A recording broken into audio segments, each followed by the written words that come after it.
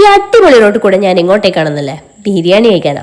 ചേച്ചി വിളിച്ചിട്ട് പറഞ്ഞു, രാഘു ബിരിയാണി റെഡിയാ, വേഗം ഇങ്ങ് പോന്നു. കേട്ട മതി കേൾക്കാത്ത മതി. ഞാൻ കുട എടുത്ത് ഇറങ്ങി. മഴയൊന്നും എനിക്കൊരു പ്രശ്നമേ അല്ല. ഞാൻ നോക്കും പിള്ളേരൊക്കെ സെറ്റാ ബിരിയാണി കഴിക്കാൻ. ഇവരെ ഞാൻ വന്നത്ര പിടിച്ചല്ല. ബിരിയാണി കഴിക്കുമ്പോ ഇതെന്തിനാ നോക്കുന്നത്? മെല്ലെ ഞാൻ കിച്ചണിലോട്ടേക്ക് പോയി. എന്തെങ്കിലും ഹെൽപ്പ് വേണമെങ്കിലോ?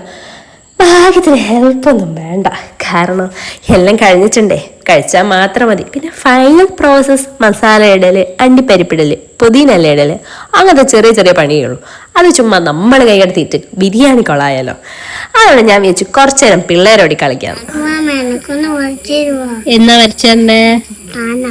ആനയാ? വാ രാഘു സൂപ്പറായിട്ട് വരച്ചു. കമോൺ. ഇതൊക്കെ എന്ത്? എനക്കാണോ ആനേനെ വരക്കാൻ ഇത്ര പാട്? ഞാൻ പിള്ളേർക്ക് ആനേനങ്ങ് വരച്ചെടുത്തു. എന്റെ കലാബോധം പിള്ളേർ കണ്ടൊന്നും ഞെട്ടട്ടെ. കാരണം ആനേനെ വരക്കാൻ എന്നെ പോലെ ഇത്ര കഴിവുള്ള ഒരാള് ഈ ലോകത്തുണ്ടാവില്ല. പക്ഷെങ്കില് ഞാൻ വരച്ച ആന അവൻ അത്ര പിടിച്ചില്ലെന്ന് തോന്നുന്നു. കാരണം അവൻ ആനേനെ വരക്കാനാ പറഞ്ഞ. ആനന്റെ ഫ്രണ്ട് വരക്കണോ ബാക്ക് വരക്കണോ എന്നൊന്നും അവൻ പറഞ്ഞിട്ടില്ലല്ലോ. അങ്ങനെ ഫൈനലി ബിരിയാണി കഴിച്ചാലോ? ഞങ്ങൾ ഇലയൊക്കെ ഇട്ടിട്ട് നല്ല അടിപൊളിയായിട്ട് ബിരിയാണി കഴിക്കാൻ തുടങ്ങി കേട്ടോ. ഞാനും കുട്ടികളോടെ ഇരുന്നാണ് ബിരിയാണി കഴിച്ചത്. കാരണം ഞാനും ഒരു കുട്ടിയാണല്ലോ. കുട്ടികളൊക്കെ മത്സരമാണ് കേട്ടോ, ആര് ഫസ്റ്റ് ആവും ആര് സെക്കൻഡ് ആവും എന്നുള്ള.